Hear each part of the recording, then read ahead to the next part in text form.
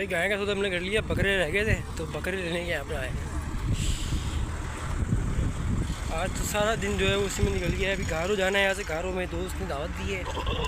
ये देखें आप, आंडू मुझे यूँ पसंद है, आंडू मस्ती बहुत करता है, खस्सी जो है ना वो खस्सी होता है।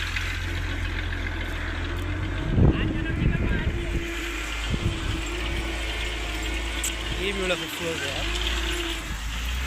छोटा बहुत है यार। 2 बकरे लेने, एक बकरा ईद के लिए और एक ईद गदीर के लिए। देखें अभी क्या बनता है यहाँ से मामला।